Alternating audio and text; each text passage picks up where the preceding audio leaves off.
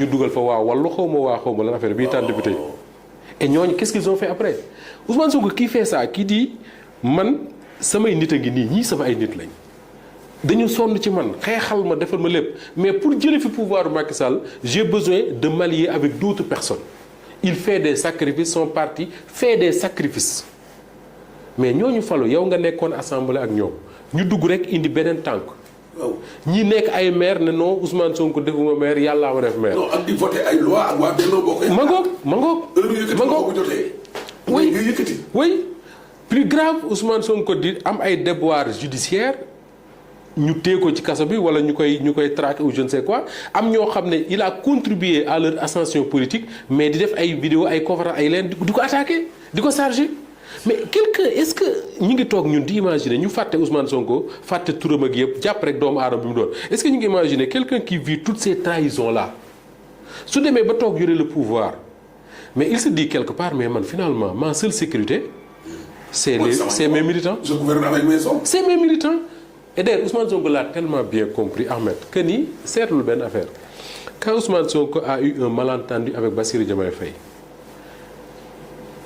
ñan la ko waxtaanal waa parti bi mu jugee ci waa parti ñan la def waa parti mooy les responsables du parti mooy ñi bokk ci le conseil national ak yooyu bu mu ci jugee noonu la def il convoque tous ses militants parce que dafa jàpp ne moom finalement sa seule sécurité les seuls hommes sûrs yi mu am ce sont ses militants.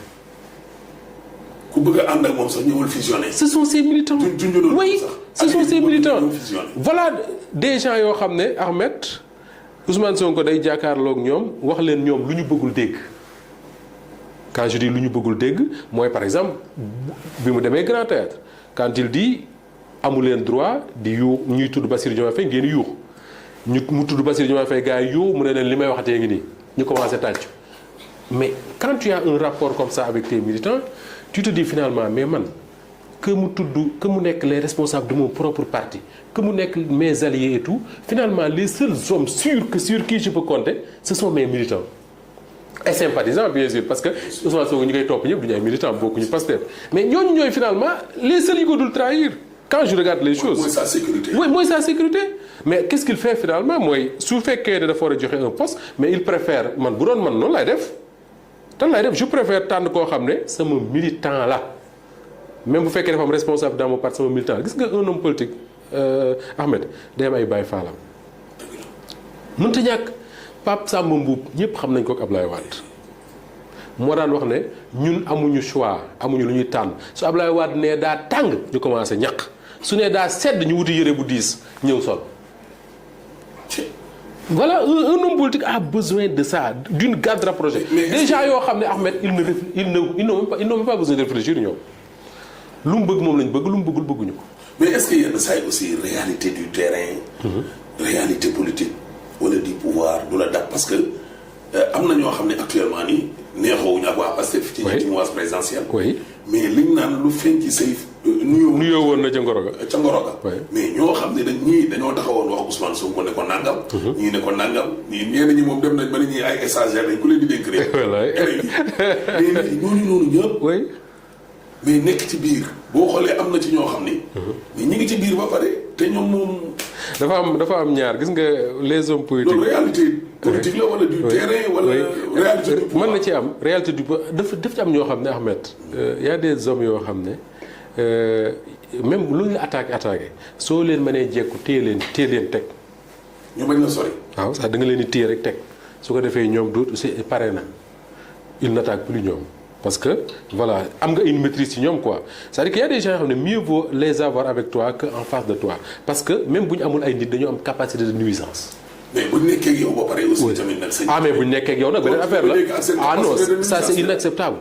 inacceptable man mënuma comprendre man noonu laa mel man je dis très souvent bis bu ma décidé woon ne damay bokk par exemple ci ay parti wala ci pouvoir ak yooyu mbirum leneen dama koy bàyyi parce que dama bëgg man être loyal à ce que je fais. su ma mënul man fii may liggéey su ma demoon ba amatuma fi loyauté dama koy bàyyi bëgg xaw ma loolu je sais pas maintenant les hommes politiques ils ont ce problème là ñoom maintenant Ahmed gis nga man boobu defe naa Ousmane c'était bi ngeen nekkee Yewwi Askan Wi boobu dama doon live maa ngi ko doon def sama bureau bii boobu ci de l'autre côté la nekkoon dama doon wax ne bokk na ci liy juumloo les adversaires d'Ousmane Sonko, Macky Sall y compris, c'est que xamuñu dëgg-dëgg qui il est. C'est-à-dire que politiquement parlant, tu penses que c'est quelqu'un boo xam ne dafa naïf, c'est quelqu'un boo xam ne xamul politique parce que yàggu ci parce que damay waxtaan ak benn responsable Pastef mu ne ma Bassirou Diomaye Faye ak Ousmane Sonko ñoo ñaan kenn du ci ay politiciens parce que ñoom ci Pastef lañ jógee politique.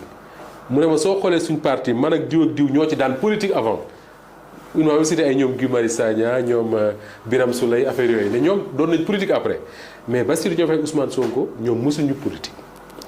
Donc la culture la tradition bi nga xam ne moom la les hommes politiques am au Sénégal bokkul ak ñoom sauf que Ahmed contrairement à ce que les gens pensent Ousmane Sonko y a toute une stratégie derrière tout ce qu'il fait. Il y a des gens qui réfléchissent pour lui waxoon naa ko ba mu nekkee opposition ba ma ne leen def leen attention ci Ousmane Sonko mii parce que non seulement moom il réfléchit il agit il pose des actes il se trompe après mu ci li mu trompé wu ça lui permet de tirer les leçons et d'avancer mais mieux que ça mais y a des borom xam-xam qui sont aux États-Unis au Canada en France ak feneen qui lui parlent ñoo xam ne ils sont tout le temps dans la réflexion en fait. Quelqu'un def na ma yow est-ce que doo conseiller Ousmane Sonko parce que généralement dañuy dégg loo wax rek après mu def ko ma rek mais Ousmane Sonko il n'a pas besoin de moi comme conseil. Il y a des gens autour de lui qui réfléchissent et un homme politique a besoin de ça. Maintenant lii xam ne mooy def force homme politique également mooy accepter d'être je ne sais pas je dis pas le mot parce que ni ma ko bëggoon wax si ma koy mu kii mais accepter d'être trahi en fait. Un homme politique li koy may force dëgg mental boo xam ne Ahmed mooy les trahisons là que tu vis. Ablaye Wade avant muy ñëw ci pouvoir combien de trahisons il a vécu Ablaye Wade dem na Assemblée nationale battre campagne ba am ay députés au début des années 80 xëy suba lépp dem PS mais Ablaye Wade jël na ay nitam ànd ak ñoom dugal leen ci gouvernement bu Abdou Diouf ñu nekk ay ministre ci barkeem Ablaye Wade génn ci gouvernement ñu lànk génn jàkkaarloog moom Parcelles Assainies gi xeex bu metti am na fi diggante waa kër Ousmane Ngom ak waa kër Ablaye Wade Ablaye Wade a été attaqué par ses propres hommes enfin quand je dis ses propres hommes mooy ñu àndoon ak moom ba pare dem ànd ak Abdou Diouf violence bu doy waar ci réew mi deret tuuru mais c'est Ablaye Wade c'est dans ces conditions là qu'il a pris le pouvoir parce que les trahisons là moo koy forcer man je suis sûr d'une chose gis nga les trahisons là ngay tudd nii ci Ousmane Sonko nga gis ko ci Yewwi Askan Wi gis ko bi mu nekkee même au pouvoir des gens à qui il a tout donné et d'ailleurs ñaanuma ko yàlla mais bis bu séparé ak Ousmane Sonko tu ak Bassirou Diomaye Faye tu verras d'autres trahisons. C'est-à-dire. mais ay ministres passés yu toog. mais tu verras des gens yoo xam ne da nga yaakaar ne c'est des fidèles parmi les plus grands fidèles de Ousmane Sonko mais qui vont préférer leur salaire. mais ñooñu day fekk nekkuñu waa Pastef. oui ci waa Pastef nga naan ma nekkuñu waa Pastef mais Ahmed yaa ngi mel ni ko xamul Sénégal gii nga fekk. comme ni Idrissa Seck quoi. mais bien. muy génn. merci Idrissa Seck yaa ngi koy fàttaliku yaa ngi doon dem assemblée jour bi ko Ablaye Wade di dàq qu'est-ce qu'on avait dit une fronde mooy am à l'assemblée parce que am na fa tant de députés. fronde boobu mise en accusation du jàll. fronde bi mu départ ñaata député lañ doon une dizaine ñoo taxaw ànd ak. ñoom femme bi ndeysaan ak Ngiraan Ndiaye. yàlla ko yàlla yërëm bi dëkkoon Thiès. quelques députés ci cëpp sax waa Thiès la woon. ñoo taxaw mais tout le reste dañ ne ñun kat nag suñu salaire yi mais Ahmed tu trouves mbenn Moustapha Diop boo xam ne bu mu dundee ba léegi salaire am musul weesu 200 wala 300 000. nga jox ko poste DG. ci idéo parti la. waaw d'accord. les partis traditionnels. d'accord ak Pastef ñoom ni ngi leen muulee. d'accord Pastef am na ñoo xam ne ci biir Pastef ak lu salaire mën a rëy du ñu trahir lu ñu gëm parce que ni nga ko waxee ni ñu leen muulee la. waaw kay. ni leen muulee mais bul fàtte mu ko Ahmed que ni Pastef 2014 ba 2021 bokkut ak Pastef après 2021. Après 2021, quand il y a eu le combat contre Ousmane Sonko, il y en a beaucoup qui ont senti que le vent est en train de tourner. Nous avons rejoindre les rangs de Pastef. Nous avons fait de bonne foi. Nous avons fait parce que nous avons fait le deug gi nek. Mais la nga doon fekk xeyna ci xolu ñi nga xamné ñoo ca nek 2014 ba 2021, il n'est pas forcément sûr que ni ci xolu ñepp la nek. Ce qui voudra dire que tay mais attends Ahmed, nañ logique rek. Tu trouves quelqu'un boo xam ne musul am salaire de 300 000 nga def ko DG mu am 5 millions wala 6 wala 7 je ne sais pas moi 3 millions jox ko oto jox ko carburant jox ko lépp changer vie am complètement mais kooku il faut mu nekk ku dëgër am ngëm dëgg-dëgg ci li muy def pour après mu ne tout ça jël leen man dellu naa fa ma nekkoon. je dis pas que kenn du ko def mais je suis certain également que ni dina am ñoo xam ne ils vont préférer garder leur. d'accord mais c'est ça aussi qui forge l'homme politique. dëgg la directeur ñu ñëw ci wàllum benn njiit la superviseur.